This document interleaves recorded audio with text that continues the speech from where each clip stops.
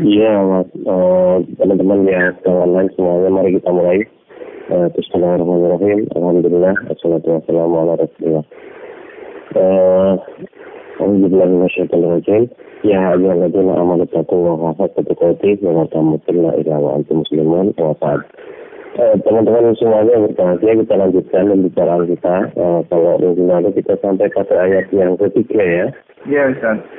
Ayat ketiga. Sekarang kita lanjutkan tentang ayat yang keempat. Surat Al-Baqarah ayat keempat. A'udzubillahi minasyaitonirrajim. Walladzina yu'minuna bima unzila ilaika wa ma unzila min qablik wa bil akhirati hum yuqinun. Dan mereka yang beriman kepada kitab Al-Quran yang telah diturunkan kepadamu dan kitab-kitab yang telah diturunkan sebelummu, serta mereka yakin akan adanya kehidupan akhirat. Ya, barangkali sekalian yang ayat yang kelima, kita mau tetap tentang keimanan, tentang orang yang bertakwa. Silakan ya. Ulaika ala hudam min rabbihim wa ulaika humul muflihun. Mereka itulah yang tetap mendapat petunjuk dari Tuhan mereka, dan merekalah orang-orang yang beruntung. Iya, teman-teman yang berbahagia, kita bicara soal orang yang bertakwa yang diberikan oleh Allah di dalam ayat kedua surat Al-Baqarah ini sendiri. Ya, Alhamdulillah minasyaitonirrajim. Zalikal kitabu la raiba fihi hudal lil muttaqin. Ya, bahwa ini kitab Al-Quran itu adalah tidak ada keraguan di dalamnya, sebagai petunjuk bagi orang yang bertakwa. Kemudian Allah menjelaskan ciri-ciri orang yang bertakwa dalam ayat yang ketiga. Lalu yang pertama adalah mereka itu beriman kepada yang baik, dan kita besarkan tentang dasar. Kemudian menegakkan sholat, kemudian melakukan sebagian yang diberikan oleh Allah kepadanya. Nah, kemudian yang keempat di sini Allah berfirman, "A'udzubillahi minasyaitonir rajim, walladzina yu'minuna bima unzila ilaika wa ma unzila min qablika wa fil akhirati hum yuqinun."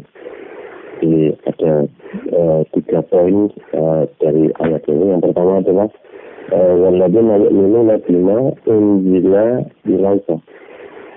Ciri orang yang bertakwa itu adalah mereka itu adalah orang-orang yang beriman kepada Al-Quran yang diturunkan oleh Allah kepada Rasulullah Muhammad SAW. Kemudian di situ lama unzila min qablik, dan mereka itu juga beriman kepada kitab-kitab yang diturunkan sebelum Al-Quran itu sendiri. Banyak dikisahkan di berbagai tempat. Ada yang utama adalah Injil, kemudian Taurat ya, Zabur dan sebagainya. Kalau ada suhuf Musa, Israel dan sebagainya, juga harus beriman kepada yang seperti itu. Yang tentu saja yang masih ada yang dipaksa melakukan. Ya, kalau itu tidak ada, artinya acaranya kita tidak tahu, ya kita kembalinya pada Quran. Kemudian wabil akhiratihum yuqinun, dan terhadap hari akhir mereka itu yakin. Ya, minggu lalu sudah kita bicarakan keimanan kepada hari akhir itu merupakan bagian dari keimanan itu sendiri, dan hari akhir itu termasuk hal yang baik. Yang Rasulullah pun tidak tahu kapan datangnya hari akhir itu. Tentang hari akhir yang baik kemarin sudah kita saksikan dalam surat An-Naml ayat 65 di situ. Nah, teman-teman yang berbahagia, walladzina yu'minuna bima unzila ilaika, dan orang-orang yang mereka itu beriman kepada apa yang diturunkan kepadamu Muhammad. Artinya orang-orang yang namanya orang beriman, yang namanya orang bertakwa, orang yang mereka itu berhak untuk mendapatkan surga itu, mereka itu betul-betul beriman kepada Quran. Kalau kemarin itu beriman itu merupakan integritas, merupakan satu kesatuan antara isi hati, kemudian lisan dan perbuatan. Artinya orang Islam itu memang betul-betul harus menjiwai Al-Quran, harus hidup sesuai dengan Al-Quran. harus menjadikan Al-Quran itu sebagai bagian dari kepribadiannya sendiri kan itu. Nah, oleh karena itu, itu harus rajin mempelajari Al-Quran. Apalagi beberapa minggu yang lalu ketika kita bicara di surat Al-Kahfi, ya Allah tunjukkan jalan yang lurus. Jalan yang lurus itu, ya dimaksudkan yang lurus itu adalah Al-Quran itu sendiri. Maka sangat ironis sekali kalau kita senantiasa mohon jalan yang lurus, mohon ditunjuki jalan yang lurus. Tetapi kemudian ketika Allah memperkenalkan bahwa jalan yang lurus itu adalah Al-Quran, kemudian kita tidak mau mempelajari Al-Quran.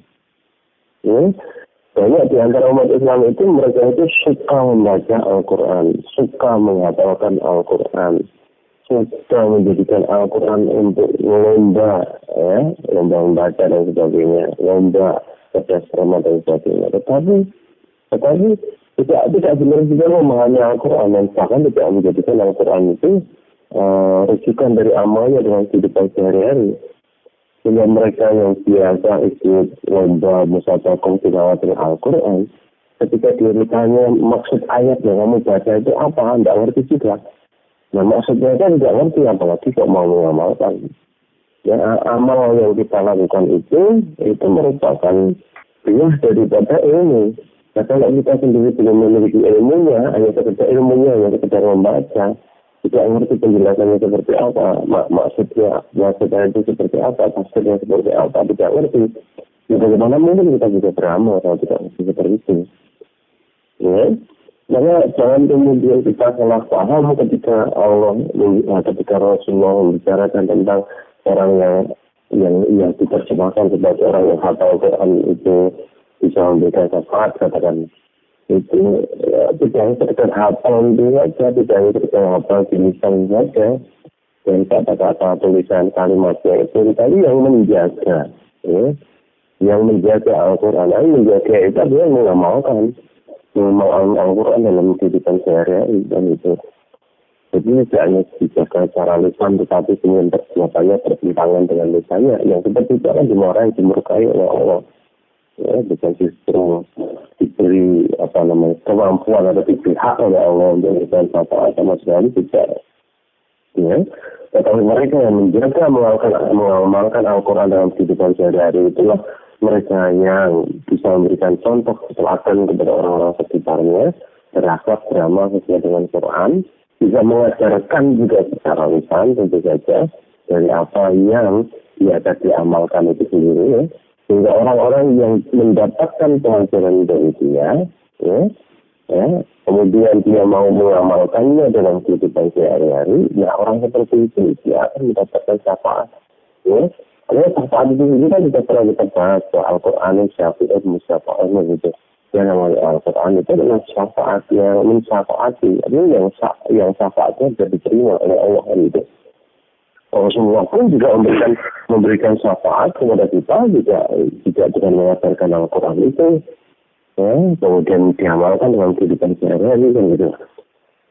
Nah, sekali lagi kembali, kalau kita itu ingin termasuk ke dalam kelompok orang-orang yang mutakin, yang dijelaskan oleh Allah itu yaitu orang-orang yang mereka itu beriman kepada apa yang diturunkan kepada Rasulullah Muhammad SAW. Maka mestinya kita merasa betul memiliki Al-Quran itu. Ya, tidak hanya sekedar merasa betul memiliki mushaf Al-Quran, tetapi merasa betul memiliki Al-Quran itu, gitu. Ya, yang pertama tentu saja dengan mempelajarinya secara sungguh-sungguh dalam kehidupan sehari-hari. Jadi belajar Al-Quran itu merupakan agenda utamanya dalam kehidupan sehari-hari. Ya.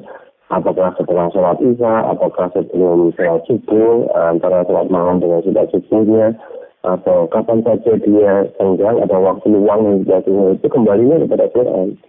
Ketika dia harus antre di kantor, yang dipegang gadgetnya juga Al-Quran dihafalkan. Ya. Kemudian ketika dia naik kereta, yang didengar melalui CD-nya, mungkin kajian Al-Quran itu.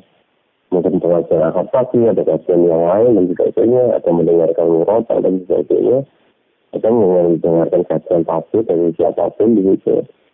Jadi disuasanakan diri kita sendiri itu dalam keadaan yang seperti itu gitu ya. Sehingga memang betul-betul kita menjadikan Quran itu sesuatu yang utama ya. Nah kalau Quran itu sudah menjadi sesuatu yang nomor 2 dibanding ketumbuk uang, dibanding pekerjaan kita untuk mencari harta, berapa sih yang kita bisa kumpulkan selama hidup di dunia ini? 1 miliar, 2 miliar, 5 miliar, 10 miliar. Bisakah 10 miliar itu kemudian kita gunakan untuk menebus diri kita kalau kita itu sampai masuk neraka, dibangkitkan kembali, diselamatkan dari neraka masuk surga? Tentu jawabnya sama, tidak. Ya. Sehingga sebenarnya betul-betul kalau kita itu mengutamakan sesuatu yang lain, orang cocok, sama sekali tidak cocok. Ya, maka kalau sampai kita itu menukar kebenaran dengan kebatilan atau menjual hidayah untuk mendapatkan kesesatan dan sebagainya itu betul-betul rezeki. Itu namanya orang yang menjual ya keimanannya dengan harga yang rendah, menjual ayat-ayat Allah dengan harga yang rendah. Nah, mengerikan seperti itu kan itu. Nah, sementara ini ya suasana dalam kehidupan kita sehari-hari di mana-mana yang nampak adalah orang mengutamakan pekerjaannya, orang mengutamakan kuliahnya, orang mengutamakan keduniaannya, orang mengutamakan pangkat jabatannya dan sebagainya. Ya, menomor-duakan Al-Quran. Tapi kita tahu menomor-duakan Al-Quran itu berarti menomor-duakan Allah. Nah, kalau terhadap Al-Quran saja kita tidak mencintai, Al-Quran tidak mengutamakan, karena bagaimana mungkin kita bisa mengutamakan Allah, mencintai Allah? Itu tidak mungkin. Lalu Al-Quran itu adalah firman Allah. Kalau kita memang mencintai Allah, kita mesti mencintai Al-Quran. Nah, mencintai Al-Quran itu ya otomatis ya akan terrealisasi dalam kehidupan sehari-hari ya dan kedekatan kita sendiri dengan Al-Quran.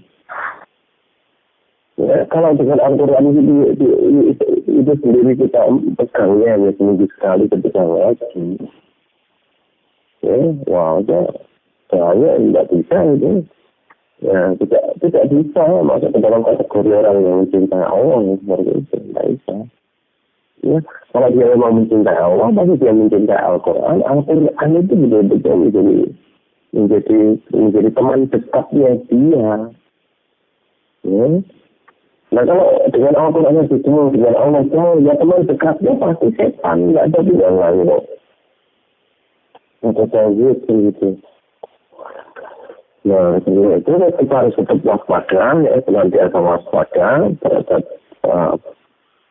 kehidupan kita sehari-hari, terhadap aktivitas yang senantiasa menyibukkan kita dalam kehidupan sehari-hari. Janganlah sampai semua itu menjadikan kita itu jauh dari Al-Quran, menjadikan kita itu jauh dari Allah. Ya, maka harusnya setiap orang Islam itu, apalagi cowok ya, semuanya dia mengemban misi dakwah yang lebih besar daripada seorang wanita tentu saja ya, apalagi seorang cowok itu selalu harusnya setiap saat itu punya program untuk menghafalkan Al-Quran itu. Ya tentu kalau kita mau menghafalkan Al-Quran ya kita mudeng apa yang dihafal ini, jangan kemudian kita hafal tetapi nggak mudeng di sini itu apa. Ya, setelah dari dulu yang mau saya hafalkan adalah ini, itu terjemahnya dibaca, dipahami, dimengerti apa yang ada di dalam hadis itu, di dalam ayat-ayat itu kan gitu, tidak waton kan gitu. Ya, nah tidak hanya sekedar mempelajari saja, karena kalau hanya mempelajari kita kemudian menjadi paham, tapi paham itu harus kita bisa mendapatkan hidayah ilmu, di situ lumayan. Nah setelah mendapatkan hidayah ilmu, kita harus merebut hidayah amal. Ya, supaya kita betul-betul tamat mendapat kenikmatan dari Allah, menjadi orang yang beruntung dan sebagainya tadi. Ya kalau kita hanya mendapatkan hidayah ilmu tapi tidak mau mengamalkan, tidak mendapat hidayah amal, kita menjadi orang yang dimurkai. Ya, tetapi kalau kita hidayah ilmu pun tidak dapat, apalagi hidayah amal, kita kan menjadi orang yang tersesat. Ya. Nah, maka tidak ada jalan lain bagi kita semuanya ini. Nah, setelah kita itu mendapatkan hidayah ilmu itu, kita harus berusaha merebut untuk mendapatkan hidayah amal. Ya, mendapatkan hidayah amal. Nah, bagaimana kemudian kita mendapatkan hidayah amal itu, ya? Nah, untuk mendapatkan hidayah amal itu, kita amalkan ilmu yang sudah kita pelajari, kita pahami tadi, kita amalkan. Kemudian kita amalkan, kemudian kita ulang, ya, sehingga betul-betul itu menjadi bagian dari kepribadian kita. Ya, kita biasakan dalam kehidupan sehari-hari kita untuk bersikap dan berperilaku seperti apa yang ada dalam Al-Quran itu. Sehingga Al-Quran itulah yang kemudian menjadi kepribadian kita. Ya, jangan kita meremehkan asal sudah beramal sekali, 2 kali, namanya sudah beramal sholat, tidak. Sama sekali tidak. Ya, karena itu hanya amal yang sifatnya insidental gitu ya. Nah, belum menjadi kepribadian kita. Ya. Nanti ketika kita berada di masa-masa kritis, harinya ya nanti ke tauhid lagi, ke setan lagi gitu. Kalau tidak menjadi kepribadian kan gitu. Ya. Maka ya diperlukan mujahadah, diperlukan kesungguhan dari kita semuanya untuk ya menjadikan Al-Quran itu sebagai bagian dari kepribadian kita. Ya, ya. Jadi apa saja ilmu yang kita dapatkan sedikit demi sedikit kita amalkan lagi, sampai kita sadar atau tidak sadar kita itu kita meyakini bahwa ini yang benar, itu orang yang baik, dusta itu yang jelek, dan kita tidak berkompromi lagi dengan kedustaan.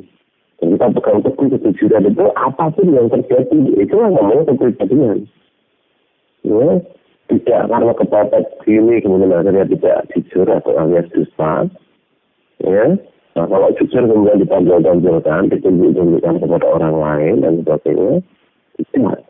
Ya, maka ketika kita bicara tentang keimanan ini bulan umum ya, ketika kita bicara keimanan, karena iman itu ya beriman kepada Allah dan Rasulnya, kemudian semua menyertakan ya dengan tidak ada keraguan di situ. Artinya iman kita tidak dikotori oleh keraguan, tidak direkapi oleh keraguan, ya.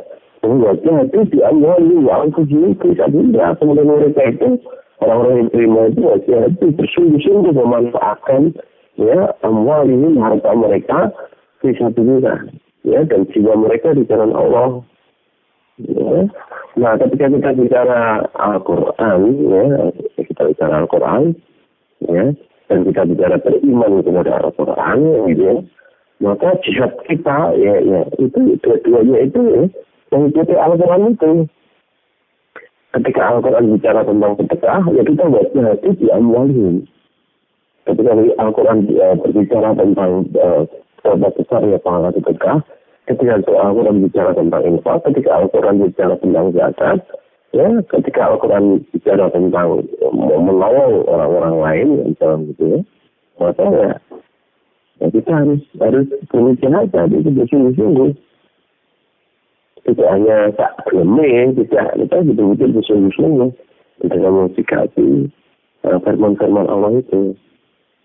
Nah, kemudian ketika Al-Quran bicara tentang diri kita, anfus, ya, apakah diri kita untuk berperang fisabilillah, apakah diri kita untuk belajar fisabilillah, apakah diri kita untuk berdakwah, ataukah diri kita untuk kepentingan-kepentingan yang lain, dalam kebaikan-kebaikan itu, ya, kita tidak bersungguh-sungguh. Ya, kita bisa bayangkan, andaikan kita itu harus berhadapan dengan musuh di dalam medan perang. Kemudian kita tidak bersungguh-sungguh. Jadi pedangnya bawa, tombaknya bawa, pedangnya landep. Tapi dia tidak bersungguh-sungguh mengamalkan, memanfaatkannya. Mati kita udah lahir kita oleh orang lain. Ya. Ketika kita berada dalam satu kompetisi, balapan lari, ya, kaki kita panjang, badan kita kuat, mampu berlari kencang. Ya. Lawan kita, pendek-pendek, kecil-kecil, maunya begitu. Ya, tetapi kita tidak bersungguh-sungguh untuk lari. Bisa kita menang dalam perlombaan lari itu? Itu tidak bisa. Kita betul-betul harus keharusan ya untuk bisa memenangkan perlombaan itu. Ya, ketika kita berdakwah, ya, kita berhadapan dengan kompetitor lain. Ya, kita berdakwah ilal haq, yang lainnya berdakwah ilal batil. Ya, kita menyeru ke jalan Allah. Yang lainnya jauh lebih banyak menyeru ke dalam setan. Ya, Bisakah kita sukses mendakwahkan Al-Quran ini kalau kita itu tidak bersungguh-sungguh? Tidak bisa. Ya, kalah dengan yang lain gitu. Ya, maka ya kalau kita berdakwah dengan dakwah yang modelnya nafsi ya, karena pribadi-pribadi individu itu ya susah untuk kita mendapatkan dampak positifnya. Karena kebatilan itu pun diperjuangkan dengan jamaah. Ya, maka yang namanya dakwah juga harus diperjuangkan dengan jamaah gitu. Ya, kita bisa menyaksikan ketika kita bicara tentang acara-acara di televisi yang menyesatkan umat, acara di televisi yang justru yang menarik diletakkan pada posisi maghrib dan sebagainya. Itu mereka berjamaah. Ono komisaris ya, ono direktur utamanya, ono direktur pelaksananya, ada kameramannya, ada penulis skenario nya, ada pemainnya, ada teknisinya, ada banyak orang yang menjadi pendukung dari televisi itu. Dan televisi itu membawa kepada kebatilan gitu. Nah, kita tidak, kita membawa kepada kebenaran, tetapi yang berjuang sendiri-sendiri. Meskipun kita mendapatkan julukan dai semiliar umat, ya, tetapi kalau tidak terbangun kehidupan jamaah itu, juga tidak ada caranya. Begitu dainya meninggal dunia, ya umatnya kembali lagi. Ya, seperti semua kan itu. Tidak ada proses, ada generasi yang mapan, tidak ada proses pengalian tongkat estafet dakwah itu ke generasi yang berikutnya. Ya. Nah, teman-teman yang berbahagia, Allah menekankan tentang salah satu sifat orang yang beriman di dalam ayat ini dengan mengatakan pemberi alladzina yu'minuna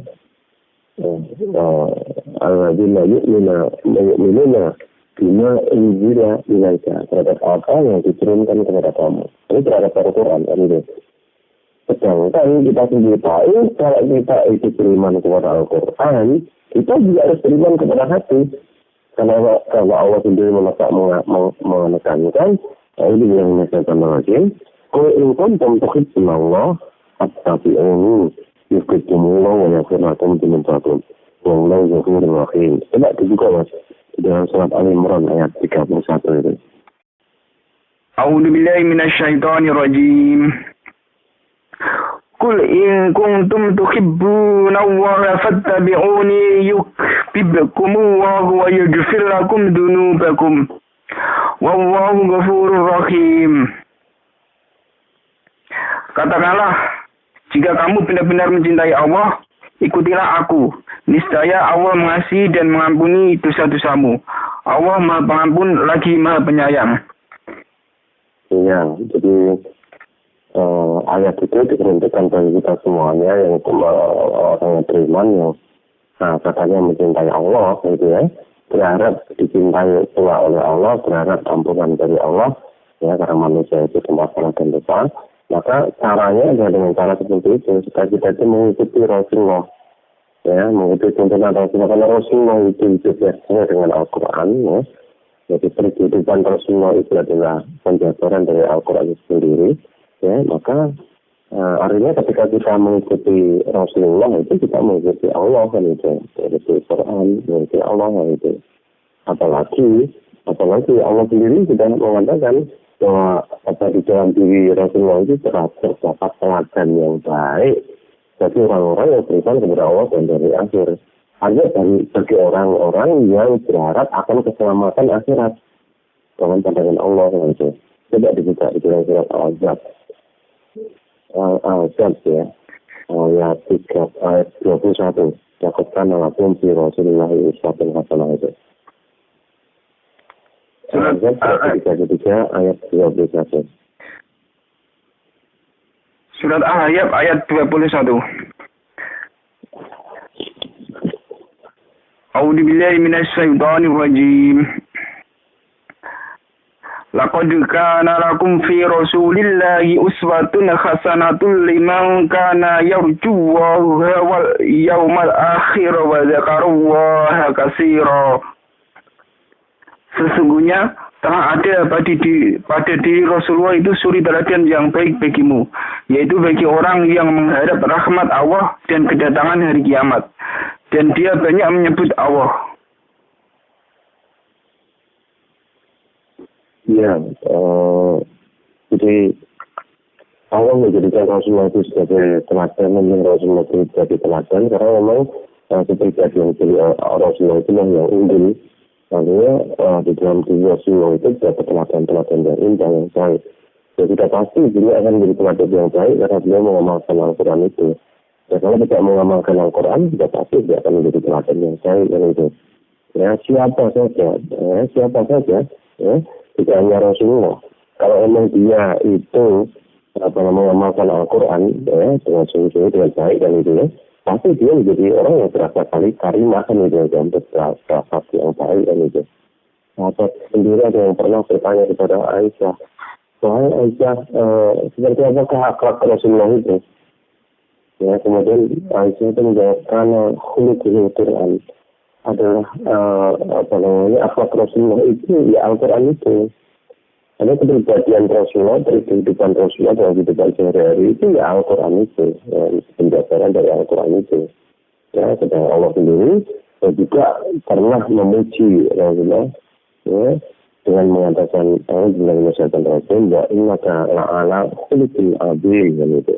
Di dalam surat Al-Qalam, ya, coba kita surat Al-Qalam, surat ke-68, ya, ayat ke-4. Surat Al-Qalam ayat 4. A'udzu billahi minasyaitonir rajim. Wa innaka la'ala khuluqin azim. Dan sesungguhnya kamu benar-benar berbudi pekerti yang agung. Ya, itulah Rasulullah itu. Ya, maka yang namanya Michael Hart, Michael C. Hart, gitu ya. Orang Nasrani yang dia melakukan riset penelitian tentang orang-orang tokoh-tokoh masyarakat yang punya pengaruh luas terhadap umatnya, terhadap pengaruh luas terhadap manusia gitu ya. Maka di antara 100 tokoh yang diurutkan oleh Michael Hart itu sendiri, itu Rasulullah menempati posisi yang paling tinggi. Ya, artinya akhlak Rasulullah itu paling hebat. Kemudian akhlak beliau itu berpengaruh terhadap masyarakat sekitarnya. Ya. Nah, yang kedua di dalam tokoh yang kedua di dalam buku itu adalah Isaac Newton, Isaac Newton. Ya. Itu pengaruhnya yang luar biasa pada masyarakat. Nah, kalau Isaac Newton juga kaitannya dengan pengetahuan, yang kaitannya dengan mekanika dan sebagainya dengan kehidupan sehari-hari. Rasulullah ini pengaruhnya terhadap pembangunan akhlak karimah tadi. Gitu. Nah, kemudian yang berikutnya wama unzila min qablik. Ya, dan orang-orang yang bertakwa itu, dia itu juga mempunyai ciri beriman kepada kitab-kitab yang diturunkan sebelum Al-Qur'annya gitu. Sebelum Al-Quran. Ya. Maka di dalam surat Al-Imran ayat 3 tidak salah itu ya, 3 dan 4 kadang-kadang itu juga disinggung tentang yang menurunkan Taurat, Injil dan sebagainya itu juga Allah yang mana? Allah yang dijelaskan di dalam ayat 2 dari surat Al-Imran itu. Coba kita baca surat Al-Imran mulai dari ayat 2 kemudian 3 saja maksudnya 2 dan 3. Ya, surat Ali Imran ayat 2 dan 3. A'udzu billahi minasyaitonir rajim. Allahu la ilaha illa huwal hayyul qayyum. Nazzala 'alaikal kitaba bil haqqi musaddiqan lima baina yadayhi wa anzala at-taurata wal injil. Allah, tidak ada Tuhan yang berhak disembah melainkan Dia, yang hidup kekal lagi terus-menerus mengurus makhluknya. Dia menurunkan Alkitab Al-Quran kepadamu dengan sebenarnya, membenarkan kitab yang telah diturunkan sebelumnya. Ya, tetapi kita bisa menyaksikan di situ, bisa mendengarkan di situ bahwa Allah itu siapa, sebenarnya Tuhan itu ya, itu siapa yang nanti yang kemudian dikatakan Dia yang menurunkan kitab Al-Quran misalnya itu. Ya, dicirikan dengan itu yang kedua dari Allah dengan menyatakan dengan Allah la ilaha illa huwal hayyul qayyum. Allah tidak ada Tuhan yang berhak disembah melainkan Dia yang hidup, kekal, lagi terus menerus mengurus makhluknya. Itulah yang dikatakan nazala alaikal kitaba bil haqqi wa sabbiqa lima baina yadayhi wa anzala at-taurata wal injil. Itulah Allah, itulah yang Dia itu menurunkan Al-Quran ya kepadamu Muhammad SAW dengan sebenarnya membenarkan kitab-kitab yang diturunkan sebelumnya. Artinya kalau kita ingin menguji satu kitab itu isinya benar atau salah, rujukannya Al-Quran. Ujiannya dengan Al-Quran. Ya, maka sebenarnya ya, secara syar'i gitu ya, umat Islam juga tidak butuh lagi kitab yang lampau. Ya, secara syar'i ya Al-Quran ini yang dibutuhkan oleh umat Islam itu. Tetapi dia tetap memiliki kewajiban untuk mengimani, ya, meyakini akan adanya kitab-kitab yang dahulu gitu. Nah, salah satu fungsinya dari Al-Quran itu di situ adalah sebagai uji, sebagai referensi, sebagai rujukan, ya, yang membenarkan kitab-kitab yang sebelumnya juga kan itu. Nah, kemudian di situ dilanjutkan ya anjara Taurat wal Injil. Dan dia Allah juga yang menurunkan Taurat dan Injil. Maka wajar kalau Allah juga menekankan supaya orang beriman itu tidak beriman kepada kitab-kitab sebelumnya. Karena yang menurunkan Allah. Ya, kapanpun menurunkannya, dimanapun menurunkannya, kepada siapapun yang menurunkannya, karena yang menurunkannya itu adalah Allah, yaitu isinya masih benar, tidak ada yang salah sama sekali kan itu. Ya, nah, kemudian di ayat yang keempat awal itu dikatakan mengqabli hudalinas, ya anjal furqan yang itu. Nah, fungsinya Al-Quran itu apa? Fungsinya Injil dan Taurat itu apa? Ya, yang bagian akhir dari ayat yang ketiga mengatakan wa anzala Taurat wal Injil min qablu hudalinas. Penggalannya dari sana. Dan dialah Allah yang telah menurunkan Taurat dan Injil sebelummu, ya, sebelum Quran ya, hudalinas juga fungsinya untuk hudalinas, untuk petunjuk dari kehidupan manusia agar selamat di dunia akhirat kan itu. Nah, ini masih ditambah di situ yang anjara furqan. Ya, dan Allah juga yang mungkin menemukan pembeda. Al-Quran itu sendiri juga episode diberi nama sebagai Al-Furqan, pembeda. Pembeda yang hak dan yang batil, yang baik dan yang buruk, yang halal dan yang haram, dan itu. Ujungnya dari situ pada Al-Quran itu kan itu.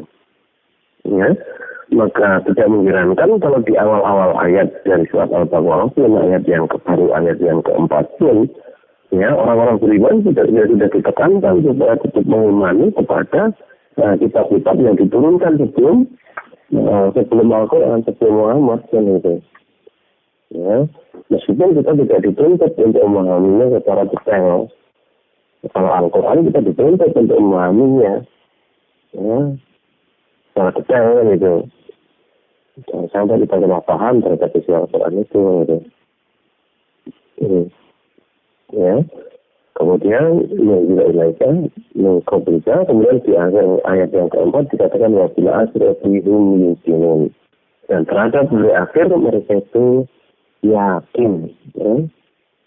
Ada orang yang membedakan antara iman dengan yakin gitu ya. Yakin itu sesuatu yang memang sudah sama sekali tidak ada keraguan, sama sekali tidak perlu pikiran, memikirkan dan sebagainya, betul-betul mantap apa yang dia yakini itu. Ya, jadi betul-betul iman yang betul-betul sudah mantap kalau kata istilah yakin itu. Ya, kepercayaan yang betul-betul sudah mantap, tidak tergoyahkan lagi. Maka orang Islam itu gitu ya, orang Islam itu sebenarnya terhadap keesaan Tuhan gitu ya, yang ditanamkan lewat kul huwallahu ahad Allahu samad lam yalid walam yulad walam yakul lahu kufuwan ahad dan sebagainya itu terhadap keesaan Tuhan itu orang Islam itu betul-betul yakin kokoh gitu. Ya. terhadap larangan Allah yang berupa babi, tidak boleh makan babi dan sebagainya, orang-orang Islam itu mantap betul gitu. Ya, aku tidak perlu mikir lagi, tidak perlu merasakan lagi. Oh ya, itu betul-betul larangan yang sudah mutlak, yang betul-betul yakin akan kebenarannya. Ya, tidak ada question lagi terhadap itu, tidak pernah mempertanyakan, ya, tidak pernah mempersoalkan lagi tentang larangan itu. Yakin betul ini. Ya harusnya terhadap semua larangan Allah, terhadap tuntunan Allah, umat Islam itu sikapnya itu seperti itu. Ya. Mereka juga yakin betul kalau yang namanya puasa Ramadan itu di siang hari setelah masuk subuh kemudian sebelum maghrib itu dia tidak makan, tidak minum. Keyakinannya kokoh sekali itu. Karena ketika dia puasa pun meskipun di meja kerjanya dia banyak makanan, dia tidak akan menyentuh makanan itu. Meskipun sendirian dan terasa tenggorokannya kering, minum karena haus dan sebagainya, tetap dia tidak mau minum. Keyakinannya betul-betul kokoh. Ya. Nah sebenarnya rukun Islam, tuntunan Islam yang ditunjukkan oleh Allah Rasulullah kepada kita semuanya itu dirancang untuk menjadikan manusia itu menjadi yang seperti itu. Tapi ketika dia melihat kebenaran, ya kebenaran ini yang harus dilihat ini, kebenaran ini yang harus diperjuangkan mati-matian dalam kehidupannya. Ketika dia melihat kebatilan, kebatilan ini yang harus ditinggalkan, kebatilan ini yang harus dipikirkan, harus dihindari dan sebagainya. Kokoh. Ya. Nah, tetapi kemudian karena manusia itu punya hawa nafsu, kemudian manusia sering kompromi terhadap hawa nafsunya, tidak terbiasa mendahulukan kepentingan Allah, tidak terbiasa mendahulukan Allah, Tuhannya, daripada hawa nafsunya, ya akhirnya kemudian pembentukan keimanan, keyakinan di dalam hati mereka, itu menjadi kacau balau. Ya, mulutnya dia mengatakan beriman, tetapi perbuatannya melanggar, mendustakan, ya, nah itu yang menjadikan itu. Nah teman-teman yang berbahagia, nah kita sebagai generasi penerus ya yang akan memikul tongkat estafet perjuangan dakwah ini gitu ya. Yang kita sendiri tahu tongkat estafet perjuangan dakwah Islam itu tidak bisa diambil oleh orang lain selain orang Islam itu sendiri. Tidak mungkin orang Nasrani akan memperjuangkan Islam, tidak mungkin orang Buddha Hindu akan memperjuangkan Islam. Maka jangan sampai anak kita ada menjadi Nasrani, jangan sampai anak kita ada menjadi Buddha, Hindu dan sebagainya. Anak kita betul-betul kita bisa menjadi orang yang beriman. Supaya dia bisa melanjutkan tongkat estafet perjuangan dakwah ini.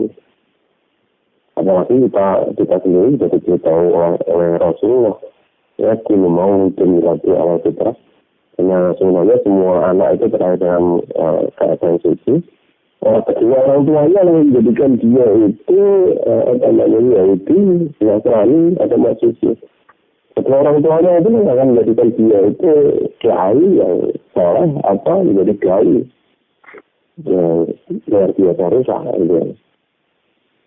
Nah, harusnya tidak ada pilihan kalau masalah soal keturunan, harusnya tidak ada pilihan, tidak ada kompromi lagi. Anak saya menjadi anak-anak yang beriman kan itu. Kalau anak saya menjadi anak yang beriman, ya otomatis sekolahnya itu juga harus diarahkan ke sekolah-sekolah yang memang diajarkan keimanan dengan baik, dengan mapan. Nah, kalau kemudian kita sendiri itu sudah punya sekolahan, kok kemudian kita malah memilih ke sekolah yang lain, menengah Islam, kok kemudian sekolahnya di sekolah Katolik atau Kristen, kita kuda ada yang gitu. Nah, itu sasar aja, gitu. Jadi sekolahnya sasar aja. Ya, kemudian jangan roti, ya, dicetak lagi membuat roti, atau cetak aneh, gitu. Ya, tetapi ternyata cetak aneh bukan cetakan roti. Cetakannya cetakan botol, ya, jadi kemudian dilebokkan bukan oven roti, dilebokkan cetakan botol, jadi botol. Botol gandum. Nah, teman-teman yang berbahagia, kalau kita memang betul anak kita itu harus dikasihkan menjadi macam tongkat estafet perjuangan dakwah ini ya, untuk keselamatan manusia di dunia wal akhirah, untuk keselamatan mereka di hari akhir yang mereka yakini itu. Maka ketika menikah pun harus memilih calon istri yang solehah, orang soleh itu. Masalah ke sapi atau itu. Ya, betul-betul ya harus dipilih yang tujuan utama itu karena agama, karena salehahnya. Ya, karena kebaikan hidup pekerja, karena kebaikan akhlaknya dipilih itu. Itu wajah cantik, kalau tidak cantik itu semuanya sebesar pada waktu saja. Yang ada misalnya ayu, ada misalnya yang ayu rusak-rusak, belum yang orang menangis. Yang ayu rusak-rusak, mereka hidupnya dengan pergaulan bebas dan sebagainya bagaimana. Ya sudah. Ya, sekarang yang penting salehahnya kan gitu. Maka anak-anak kita pun juga harus kita didik, betul-betul kita didik, terutama anak-anak perempuan kita itu. Apa mana sih ayu-ayu ini? Ya, dimakan serigala yang jalan kalau tidak dijaga dengan sebaik-baiknya. Orang tua harus ikut bertanggung jawab betul itu untuk mencarikan jodoh putri-putrinya. Ya, dengan sebaik-baiknya kan itu. Ya. Maka mestinya putri-putri kita yang cantik-cantik, yang soleh-soleh itu kita persembahkan kepada dai-dai. Yang mereka itu berakhlak karimah, berjuang di jalan Allah yang berakhlak karimah itu untuk mempersiapkan generasi penerus yang lebih hebat lagi. Ya, yang wajahnya ganteng, yang punya kokoh besar, kebur, tidak itu, ngebukti dan sebagainya tidak seperti itu. Ya. Jadi generasi penerus itu ada peningkatan kualitas. Ya, ada ini gagah, gede, dur, yang digana lancar, ya, akalnya juga cerdas dan sebagainya. Ya, nah yang berkualitas begitu ya berasal dari manusia yang berkualitas, wanitanya juga berkualitas, kemudian laki-lakinya juga berkualitas. Dan semuanya dalam rangka untuk mempersiapkan keselamatan kehidupan akhirat itu. Nah, orang-orang yang mereka itu yakin terhadap kehidupan akhir dan di dalam kehidupan akhir itu hanya ada dua pilihan saja, surga dan neraka. Ya, selamat atau kesesat, beruntung atau rugi, gitu ya. Maka mestinya itu semua itu harus kita persiapkan sejak kita masih hidup di dunia ini. Ya, karena adanya hanya untung dan rugi, kita harus berjuang untuk mendapatkan keberuntungan itu. Karena adanya surga dan neraka, kita harus berjuang semua-semuanya untuk mendapatkan surga itu. Gitu. Nah, untuk berjuang mendapatkan surga itu, kenyamanan, kenikmatan, keselamatan, kebahagiaan kita di hari akhir, sejak di dunia ini, gitu ya, hidup kita tata sesuai dengan Quran ini.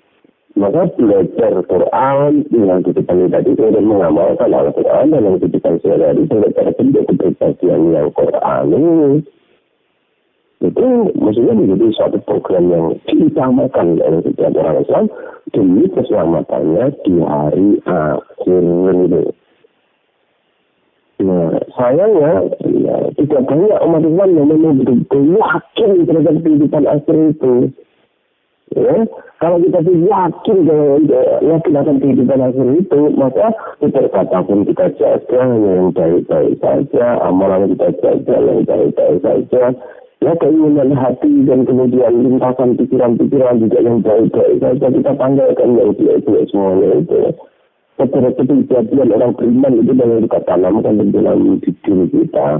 Kita tanggalkan semua kemunafikan, kita tanggalkan semua ciri-ciri kekafiran dan sebagainya itu.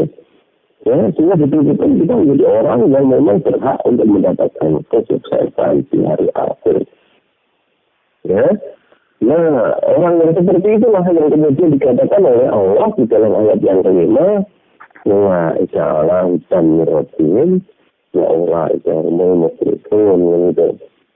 Nah, orang-orang yang mereka itu ya beriman kepada yang gaib, menegakkan sholat, kemudian melaksanakan sebagian rezeki yang diberikan oleh Allah kepada mereka, kemudian mereka itu beriman kepada Al-Quran dan juga beriman kepada kitab-kitab sebelum Al-Quran, dan mereka wakil akhirat mungkin mereka yakin akan kehidupan akhir itu. Ya. Orang yang seperti itu pada hakikatnya Allah damiratin. Mereka itu ya mendapat petunjuk dari Tuhan mereka. Mereka berada di atas petunjuk. Mereka hidup sesuai dengan petunjuk Allah. Mereka hidup sesuai dengan Quran. Ya. Nah, hutan tadi yang namanya hutan itu adalah Quran. Kalau kita tuh larai fihi hutan lil muttaqin. Quran ini tidak ada keraguan di dalamnya, isinya hanya kebenaran saja, tidak ada kebatilan sama sekali. Dan isinya itu semuanya berasal dari Allah, bukan dari yang lain-lain. Ya, nah Quran itu yang menjadi hutan lil muttaqin. Maka ya, ketika kita telah menjadikan Al-Quran itu sebagai panutan dalam kehidupan sehari-hari, sebagai rujukan dalam kehidupan sehari-hari, Al-Quran kita taruh di depan, kita mengikutinya di belakang, ya. Dulu kita bilang saya semua taruh, ya. Karena kamu mengikuti Al-Quran, kemana Al-Quran itu beredar, ya. Maka pada saat itu, ya, kita itu sudah berada di atas hujan Merobi, ya. Yang dikatakan oleh Allah di dalam penggalan awal dari ayat kelima, ala hutan Merobi. Orang-orang yang seperti itulah yang mereka itu berada di atas petunjuk, di atas hidayah dari Tuhan mereka. Wa'ulaika humul muflihun, dan mereka itu orang-orang yang beruntung. Ya, betul-betul beruntung. Kenapa kok beruntung? Ya, karena orang-orang yang seperti itu, orang yang hidup di atas hujan tadi, di atas hidayah Allah tadi, itu di dalam kehidupan di dunia, itu betul-betul dirinya itu, matanya itu melek. Orang benderang oleh ilmu, oleh Al-Quran yang sudah dia install di dalam kepribadiannya. Tidak nasak-nasak. Orang nabrak-nabrak. Ya, kalau orang yang dia itu hidup tidak sesuai dengan Al-Quran, hidup semaunya, dia akan nasak-nasak, nabrak-nabrak. Ya, dia bisa dalam kehidupan sehari-hari, dia tidak bisa membedakan antara uang yang halal dengan yang haram. Artinya ini gaji, ini korupsi, tidak bedakan. Dia campur aja dari sisi. Dia juga tidak bisa membedakan antara istri dengan pembantu. Ya, yang harus ditemuk yang mana, dia harus membedakan. Ya, dia juga tidak bisa membedakan di warung, dia juga tidak bisa membedakan lagi mana makanan yang halal, mana makanan yang haram. Karena tidak mendapat hutan tadi, tidak berada di atas dunia tadi. Jadi ilmu yang dalam hal ini adalah Al-Quran tidak menyinari kehidupannya dia. Karena tidak punya Al-Quran, tidak meyakini Quran itu. Hidup dia dalam kegelapan. Ya, karena hidupnya dalam kegelapan, jadi ya, nabrak-nabrak dia. Ada hal-hal dia kerja yang begitu saja. Ya, karena nabrak-nabrak tidak akan pernah ada kenikmatan dari sifatnya sensual saja. Itu hanya sementara. Inilah orang-orang sebagai ulama sekal alam. Dan ada. Jadi, orang-orang yang mereka itu mempelajari, memahami Quran, mengamalkan Quran dalam kehidupan sehari-hari, ya, dia melakukan transformasi, ya, kehidupannya sehingga sesuai dengan Al-Quran, ya, dia melakukan proses internalisasi Al-Quran dalam kepribadiannya, ya, mereka bahagia hidupnya, tidak pasti bahagia. Betul bahwa ini halal, ini haram, ini baik, ini buruk, ini batil, ini hak. Dia akan melangkah pada yang step-step yang pas, pada yang hak, pada yang baik, ya, pada yang halal, pada yang benar dan sebagainya itu. Orang nabrak-nabrak. Ya. Jadi ibarat kita itu nyoper, ya, kita itu nyoper di jalan raya yang tidak gulita. Tapi lampu kita menyala, sehingga kita bisa memilih ini harus tidak ke kanan, harus tidak ke kiri, naik, turun. Yang lebih nyaman orang itu seperti itu. Ya, berbeda sekali dengan orang yang tidak bisa itu sesuai dengan Quran tadi. Dia nyoper di jalan raya dalam keadaan gelap, lampu mati. Ngerti-ngerti nabrak andong, ngerti-ngerti nabrak uang, ngerti-ngerti nabrak becak dan sebagainya. Ya, karena gelap. Tidak punya lampu sama sekali. Lampu saya juga tidak muruk, gelap. Ya sudah, akhirnya nabrak-nabrak. Ini waktunya bacaan ini kosong, masih seperti itu. Beda banget dengan waktu yang pakai lampu yang ada nur, ada cahaya, tapi alicara itu sesuai dengan Al-Quran tadi. Jadi di dunia ini mereka itu betul-betul nyaman hidupnya. Ya, kata kehidupannya sesuai dengan fitrahnya seperti manusia, mengandalkan diri kepada Allah. Nah, bahwa yang memuklikan dan mereka itu adalah orang yang beruntung di dunia ini sudah untung dengan hidup yang wala khaufun alaihim wa lahum yahzanun, ya, dengan hidup yang terbebas dari rasa khawatir akan apa yang pada terjadi di masa mendatang karena tawakal ala Allah, ya. Kemudian juga tidak direcoki oleh rasa sedih karena sesuatu yang terjadi di masa lampau. Ya sudah, itu sudah ditakdirkan Allah seperti itu. Tidak perlu kita angkat lagi, tidak perlu kita sesali. Ya itu selesai yang kemarin-kemarin. Jadi tentang masa lampau dia sudah tidak sedih lagi. Ya tentang masa yang akan datang yang akan terjadi, dia pasrahkan kepada Allah. Ya manlahu ta'ala ini barangnya dan sedang di akhirat, dia akan mendapatkan pahala, dia akan mendapatkan piala dari Allah yang berupa surga dengan kenikmatan yang kekal selama-lamanya. Nah, kalau orang memang betul-betul tadi dikatakan ayat ke-4 di akhir ingin yukinun, dan ternyata dari akhir itu dia yakin bahwa di akhir itu tidak ada pilihan lain kecuali surga atau neraka, maka saya memilih surga, maka saya berikan semuanya dengan wujud harta dan jiwa saya untuk mendapatkan surga. Ya akhirnya dia dapatkan yang nama surga itu. Mulai kaum muslimin, mereka adalah orang yang beruntung. Tetapi yang terjadi kebanyakan umat Islam ini, mereka berharap untuk mendapatkan surga, tapi amalnya itu mengalir ke neraka. Ya, lisannya itu berharap untuk mendapatkan surga, berharap untuk mendapatkan kebaikan, tetapi hawa nafsunya itu nanti akan mendorong ke neraka. Ya. Misalnya selalu membicarakan tentang ampunan Allah, tentang tobat. Tetapi ya amal kesehariannya senantiasa bisa meningkatkan perbuatan maksiat. Ya, bagaimana mungkin dia bisa selamat seperti itu? Ya, justru orang-orang seperti itu yang akan masuk ke dalam neraka yang paling bawah. Jangan.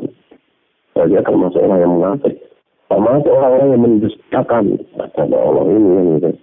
Ya, begitulah. Nah, oleh karena itu teman-teman yang berbahagia, dengan mempelajari ayat 1, 2, 3, 4, 5, kita paham tentang ciri-ciri orang yang bertakwa ini, mestinya kita sudah cukup. Cukup ayat-ayat ini mendidik kita untuk menjadi orang yang bertakwa. Nah, maka kemudian tentang detailnya Alkitab, tentang detailnya iman kepada hari akhir, tentang detailnya percaya kepada yang gaib, tentang detailnya menegakkan sholat, tentang detailnya mengeluarkan zakat atau bersedekah dan sebagainya, kita pelajari sambil jalan. Tapi kita sudah artinya diri kita sudah kita cetak, ya, bicara cetakan botol tadi ya. Diri kita sudah kita cetak menjadi cetakan ke dalam cetakan orang yang beriman. Yang cetakan orang beriman itu cirinya seperti ini. Ya, di sisimu itu ada keyakinan kepada yang lain, di sisi itu ada menegakkan sholat, di sisi sana ada mengeluarkan zakat dan sebagainya, menafkahkan rezeki. Kemudian di sini ada yakin kepada kitab, ada yakin kehidupan akhir. Ibarat botol itu sisinya ada berapa, sisi atas, sisi bawah, sisi kanan, sisi kiri dan sebagainya, tidak dengan yang lain. Yang kemudian ketika lagi digabungkan jadi satu, itu menjadi cetakan botol seperti itu. Kalau kita membawa apapun di situ, apakah adonan tanah, ataukah adonan tepung, kalau kita masukkan ke dalam cetakan botol, jadi ini yang menentukan. Nah, begitu juga kita sebagai manusia juga akan bersemangat, bersungguh-sungguh, ya, menjadikan pribadi kita cetak menjadi pribadi orang beriman itu. Bahannya apapun kita masukkan cetakan itu menjadi orang beriman. Tapi maksudnya bahannya dari orang Jawa, atau orang Cina, atau orang Arab, atau orang India, atau orang Afrika, atau orang Amerika, kalau dia dimasukkan ke dalam cetakan botolnya beriman, orang beriman tadi, cetakan beriman tadi, jadinya botol. Nah, itu masih sifat universal dari tuntunan Allah dari Quran, sifat universal dari kasih sayang Allah yang namanya Ar-Rahim, ya, kita bicara tentang keimanan itu. Nah, begitu Mas Musa, apa yang kita bicarakan dari ayat yang ke-4 dan ke-5, mengakhiri dari rangkaian ciri-ciri orang beriman, ya, orang yang bertakwa yang diberikan oleh Allah dari ayat 2, 3, 4 hingga 5 ya. Kalau sesuatu yang disampaikan mengucapkan. Ya Ustaz, ini ada beberapa pertanyaan Ustaz. Ya. Yang pertama, Ustaz tolong dijelaskan orang yang berpaling dari Al-Quran, terus tidak menganggap penting mengkaji Al-Quran sehingga selalu dikalahkan dengan kepentingan dunianya, apakah bisa termasuk orang-orang yang berpaling dari Al-Quran? Terus apakah akibat orang-orang yang berpaling dari Al-Quran tersebut, Ustaz? Ya, berpaling itu juga mendustakan Al-Quran. Berpaling itu ada dua macam. Yang pertama kafir, kemudian yang kedua mendustakan. Coba dibuka dulu di dalam surat Al-Maidah ayat berapa ya? Ayat 10 ya. Surat Al-Maidah ayat 10. Ya.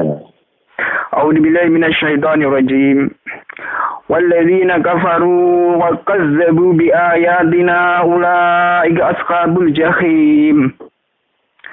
Adapun orang-orang yang kafir dan mendustakan ayat-ayat kami, mereka itu adalah penghuni neraka.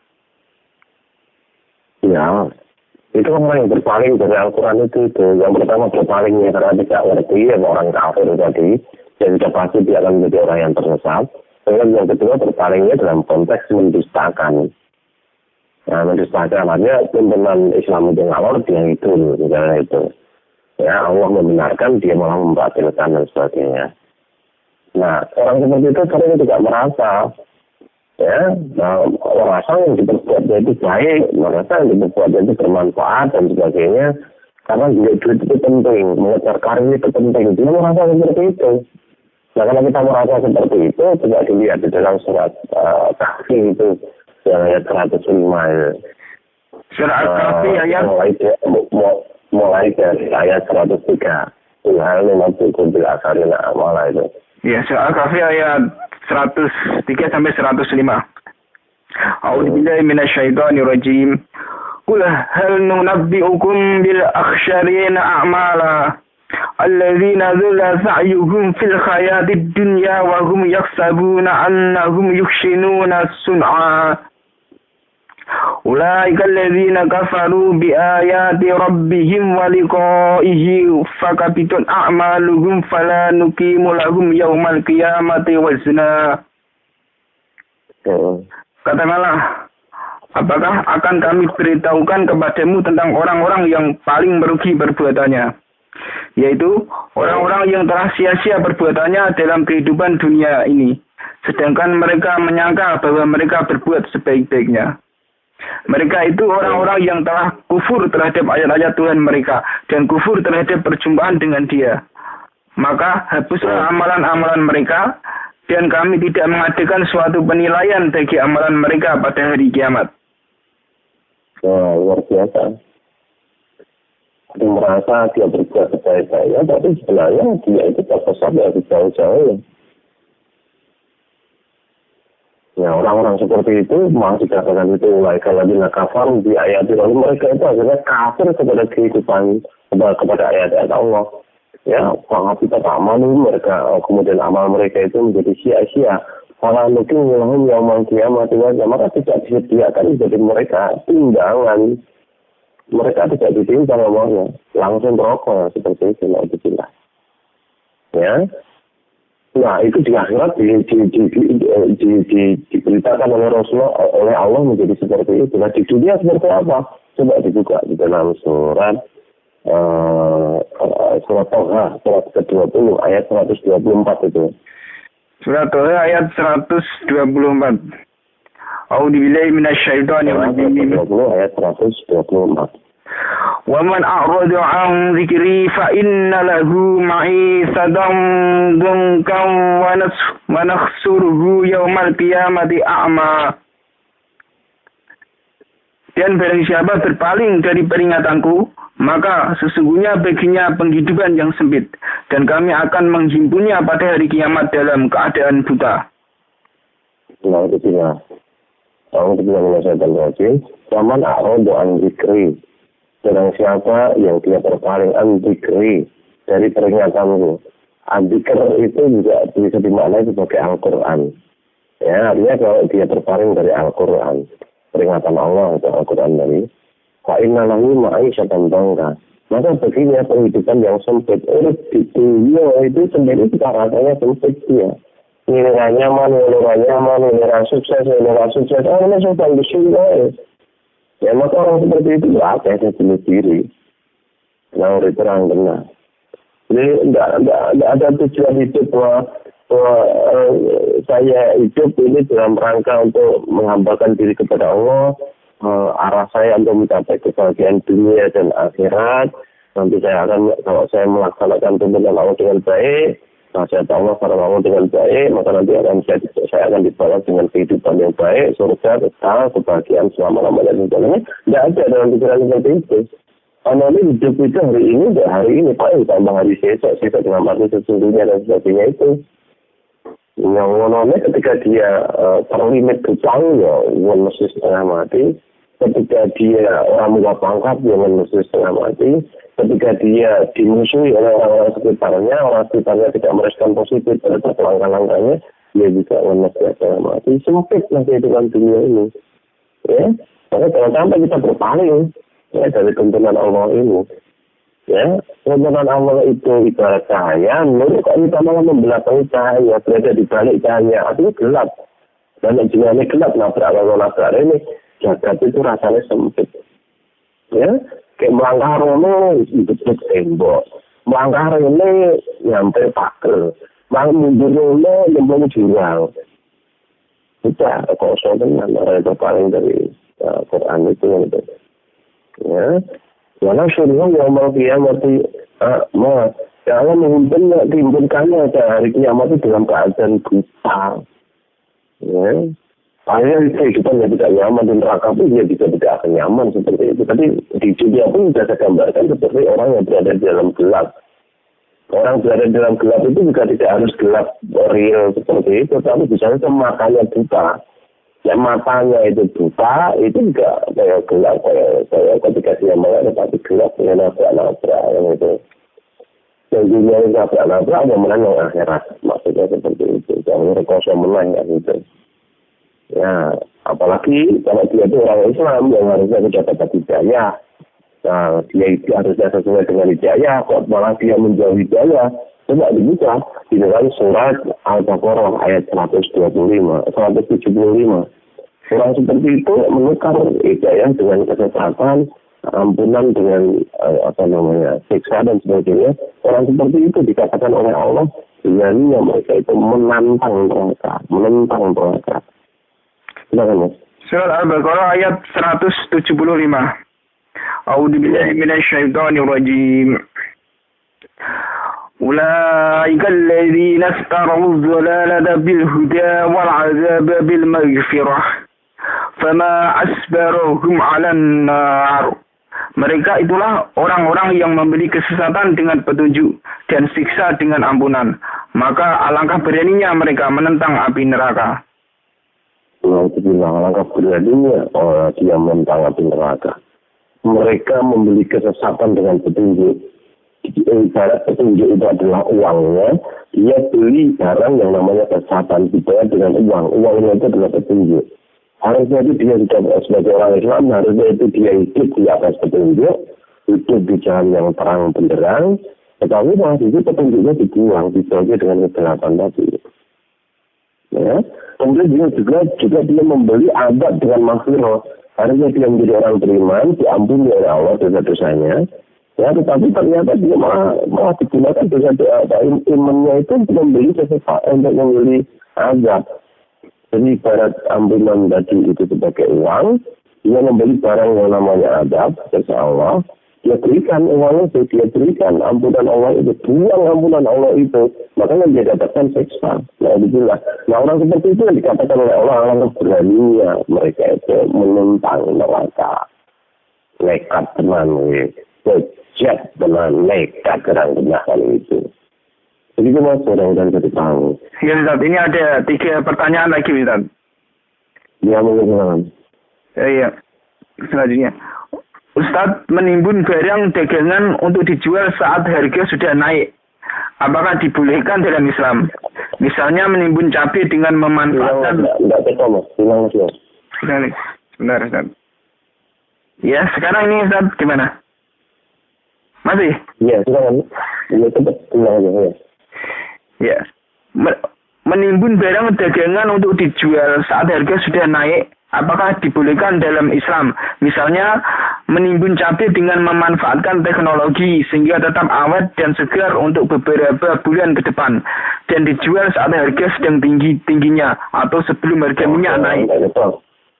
Coba, saya rekonstruksi ya, tepat. Ya. Pertanyaannya kurang lebihnya harga sudah naik, kemudian bagaimana kita mensikapi gitu?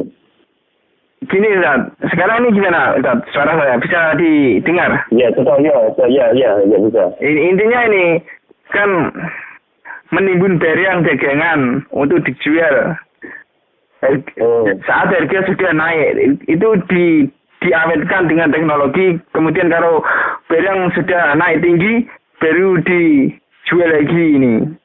Gitu intinya. Itu tidak boleh, itu termasuk menimbun itu. Artinya orang yang begitu itu dia sudah tidak punya jiwa persaudaraan dengan kaum muslim yang lainnya. Karena Rasulullah menunjukkan bahwa yang namanya orang beriman satu dengan yang lain itu adalah satu tubuh. Nah itu sudah terserang penyakit egoisme, anania, yang mengutamakan dirinya sendiri. Ya, maka kemudian dia mencari keuntungan yang sebesar-besarnya dari sendiri-sendiri, dia timbun sehingga orang lain pun merasa dirugikan karena supply yang ada di pasaran menjadi sedikit karena dia timbun. Kemudian dia berusaha untuk mendapatkan keuntungan banyak ketika kemudian supply-nya betul-betul langka. Nah, itu jahat itu, manusia busuk yang seperti itu gitu ya. Manusia itu sudah bukan orang beriman, itu sudah orang materialis seperti itu. Ingat bahwa ukuran kesuksesan bagi orang materialis itu adalah kekayaan, sedangkan ukuran kesuksesan orang beriman itu adalah ketaatan. Yang kekayaan di sini masalah harta, yang ketaatan ini masalah ketakwaan kepada Allah kan itu. Jauh sekali. Artinya terkadang itu sudah bukan orang beriman ya seperti itu, jauh dari keimanan. Berarti tidak boleh gitu mas. Ini silakan berikutnya. Iya, kemudian kadang kita masih pekewo dengan teman sekamar saat ingin kiroah. Misalnya saat ingin kiroah, bagaimana trik supaya tidak pekewo dalam beramal, Ustaz? Ini. Oh, itu sebenarnya rasa pekewo orang koncone. Kalau sampai pekewo seperti itu, ya artinya kita disetir oleh orang genah untuk kepentingan berbuat kebaikan. Sing nekat atau maca Quran aja nekat kok, kita yang mau maca Quran malah orang lain nekat kan gitu. Yang mau berbuat baik malah ini mereka hariku. Yang berbuat tidak baik saja mereka itu nekat kok kan gitu. Ya, kalau dia orang beriman ya justru malah disuasanakan. Ya, biar saja dia terpengaruh oleh suasana kebaikan itu. Jangan yang mau berbuat baik justru malah riko. Artinya dirinya sendiri menghalangi untuk berbuat soleh kan gitu. Ya, perbuatan soleh itu betul-betul harus didorong dan pendorong yang utama adalah diri kita sendiri.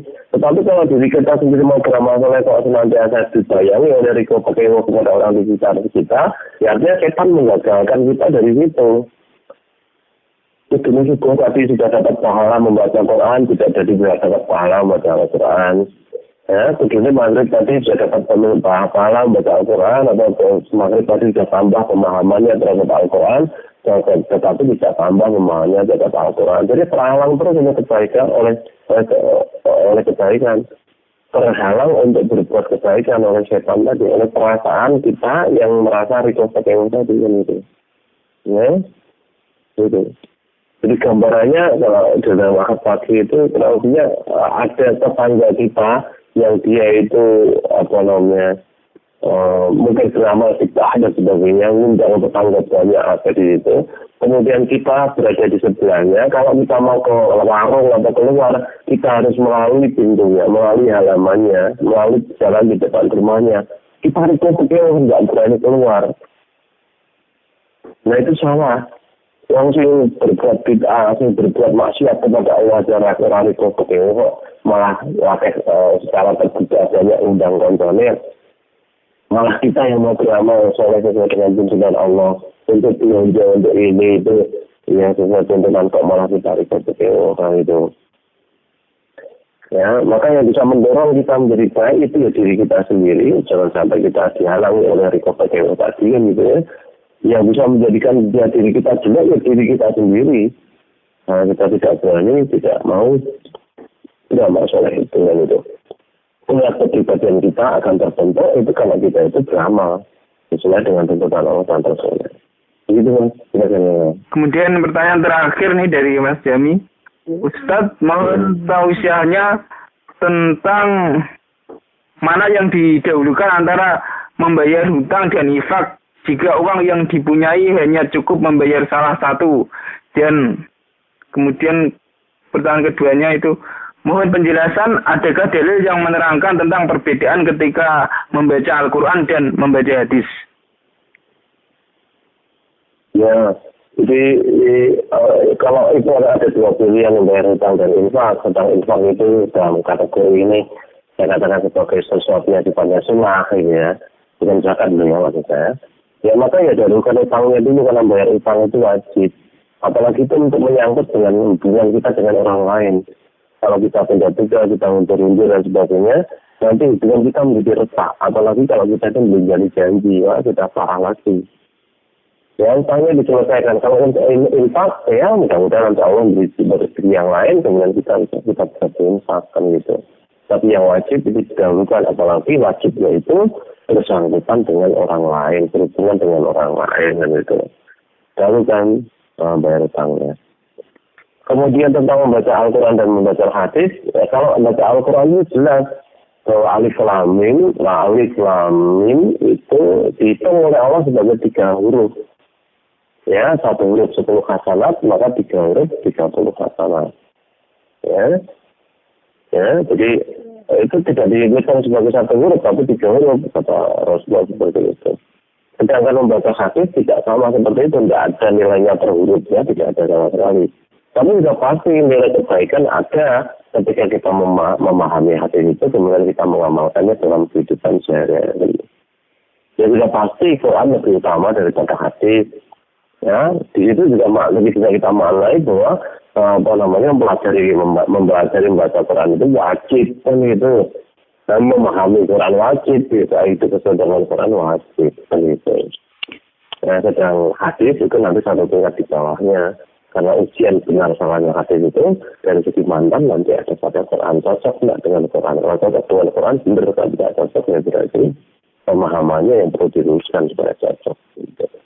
Begitu mas, mudah-mudahan bisa dikira. Ini mungkin cara membacanya gimana Ustaz? Atau kalau hadis, kalau Al-Quran kan harus tartil, kalau hadis nggak salah tartil nggak apa-apa Ustaz itu. Kalau cara pembacaannya itu. Mungkin ini yang cara pembacanya ini Ustaz.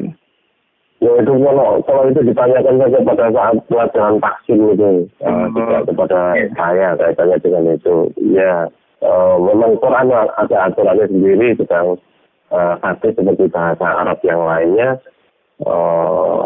Nanti ketemu ini dan sebagainya tetap juga sering tidak apa-apa dengan hadis saja dalam Quran. Itu ikuti aturan tata bahasanya, atau bahasanya, makronya dan sebagainya. Begitu mas. Ya Ustaz, itu sebagai pertanyaan terakhir Ustaz. Mungkin akhir Ustaz. Kita baik, mudah-mudahan itu bermanfaat untuk kita semuanya. Kurang lebihnya saya minta maaf, mari kajian ini kita akhiri. Alhamdulillah Assalamualaikum warahmatullahi wabarakatuh. Waalaikumsalam warahmatullahi wabarakatuh.